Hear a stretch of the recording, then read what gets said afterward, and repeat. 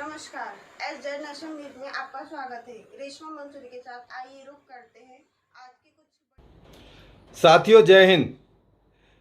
Delhi police के जो हमारे सिपाही, हवलदार, थानेदार, पिछले कोरोना काल में लगभग 30 पुलिस वालों की डेथ हुई और इस दौरान भी लगभग 25 के करीब पुलिस वाले हमारे कोरोना की भेंट चढ़ चुके हैं। परंतु जिस तरह से दिल्ली सरकार का जो रवैया दिल्ली पुलिस के प्रति है, बहुत असंवेदनशील है। हमारे सिपाही अमित राणा, जिनका मैं एग्जाम्पल दे रहा हूं आपको, लगभग 1 साल पहले उनकी मौत हुई थी और कोविड से हुई थी। उनके डॉक्यूमेंट्स हैं जिसमें क्लियर लिखा हुआ है कि उनकी डेथ कोविड के वजह से हुई थी। उनकी फाइल दिल्ली सरकार के पास साल भर से ऊपर लंबित है, कोई डिसीजन नहीं किया गया। इसी तरह जो और अधिकारी हैं, हमारे साथी हैं, जिनकी डेथ कोविड रिलेटेड है, जो 1 करोड़ रुपया कंपनसेशन उनको दिया जाना था, आज तक कोई पैसा दिल्ली सरकार ने नहीं दिया। हमें कोई ऐतराज नहीं। डॉक्टर अशरफ जैसे संपन्न डॉक्टर के घर जाकर आप उनको 1 करोड़ रुपया देकर आते हैं, उनके हालचाल पूछते हैं। क्या ये दिल्ली के और साथी क्या जाति आधार के नाम पर ही अपना पैसा कंपनसेशन ले पाएंगे आपसे? क्या आपके स्टैंडिंग कोर्ट ऑर्डर कहते हैं, आपने देखा है? पैरिटी नाम की कोई चीज है आपके यहाँ, या केवल वोटों के लिए आप राजनीति करते रहेंगे? थोड़ा शर्म करो, थोड़ा बहुत देखो। इतना ना गिराओ अपने आप को कि आने वाली पीढ़ियां आपको कोसें, हो सकता है आपकी औलादें आपको कोसें। आपका चरित्र और आपके कार्य करने की प्रणाली सबके सामने आ चुकी है, हर एक आदमी जानता है। परंतु जिस तरह से आपने लोगों को भ्रम में डाला है, बहुत लंबे टाइम तक नहीं चल पाएगा। काठ की हांडी बार बार नहीं चढ़ती। जिस दिन काठ की हांडी उतर गई, आप दोबारा नहीं आ पाओगे। जो आपके पोस्टर और टेलीविजन पर आ रहे हैं, शायद आप कभी जिंदगी में दिखाई भी ना दो दिल्ली के अंदर। आपको याद होगा, आसाम के अंदर गण संग्राम परिषद बनी थी और बिल्कुल यंग आदमी सीएम बने थे। आज उस पार्टी का नामो निशान नहीं है। वो भी कहते थे पूरे हिंदुस्तान पर राज करेंगे। बहुजन समाजवादी पार्टी, जिसकी मुखिया बहन मायावती, वो कहती थी मैं एक दिन प्रधानमंत्री की कुर्सी पर बैठूंगी। उनका सपना साकार नहीं हो पाया। मुलायम सिंह यादव, वो भी सपना देखते थे मैं डिफेंस मिनिस्टर बन गया हूं, बस बहुत थोड़ी दूरी पर हूं प्रधानमंत्री बनने से।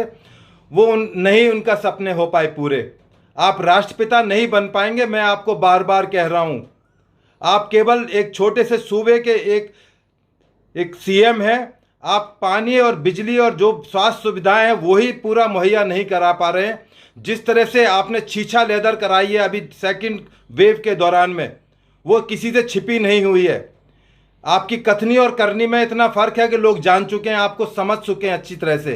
ठीक है, भोले भाले गरीब आदमियों को आप बिजली पानी के फ्री के नाम पर बहका सकते हो, पर हम लोग टैक्स पेयर भी इस दिल्ली के अंदर रहते हैं। मैं भी एक टैक्स पेयर हूं। जो आप ये खैरात नहीं बांट रहे कि 1-1 करोड़ रुपए बांट रहे हैं, ये हमारे पैसे में से दे रहे हैं। आपके बाप दादाओं की कमाई से आप नहीं पैसों को बांट रहे हैं। एक दिन आपको हिसाब किताब देना पड़ेगा इन तमाम चीज़ों का।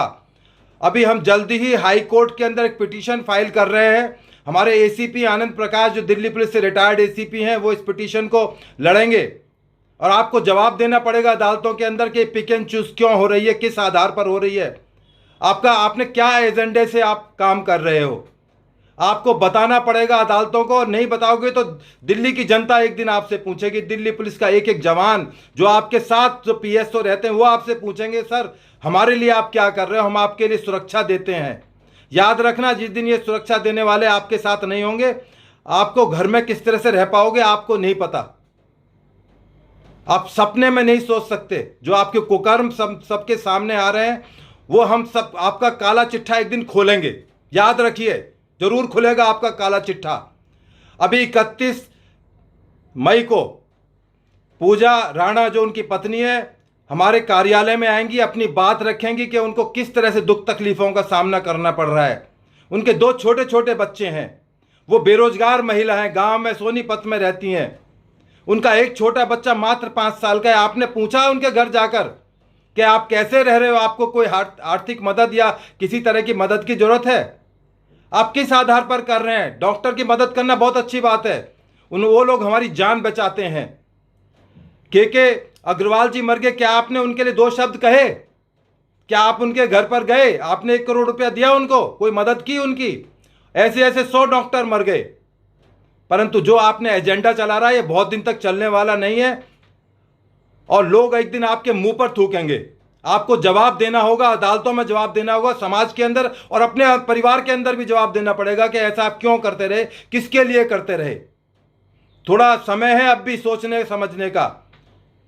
मैं गारंटी दे रहा हूं, आप बहुत छोटे सूबे के केवल सीएम हो, आप कभी सोचो कि आप पूरे हिंदुस्तान के कोई बहुत राष्ट्रपति या प्राइम मिनिस्टर लोगों के नहीं, आपका सपना नहीं होगा, क्योंकि आपने जो वायदे किए थे कि मैं मेट्रो में सफ़र करूंगा, मैं जनता से हर आदेश लूंगा, मैं सरकारी बंगले में नहीं रहूंगा, वो हम आपके वायदे भूले नहीं है कि मैं राजनीति में नहीं आऊंगा। बच्चों पर हाथ रखकर आपने कसम खाई थी, वो आपकी कसमें हम देख चुके हैं। इसके बाद 6 जून को हम दिल्ली पुलिस के अधिकारियों से रिक्वेस्ट करेंगे, हमें सांकेतिक एक अपनी बात रखने का शहीदी पार्क में शाम को 4 से 6 बजे तक का मौका दिया जाए, जिससे हमारे दिल्ली पुलिस के रिटायर्ड साथी और पब्लिक के जो हमारे साथी जो हमारी विचारधारा से सहमत हैं वो अपनी बात को वहाँ पर आके रखेंगे और आपको आगाह करेंगे और तमाम कोविड नियमों का पालन करेंगे। हम वो किसान आंदोलन वाले नहीं हैं जो सरकार की बात को नहीं मानते।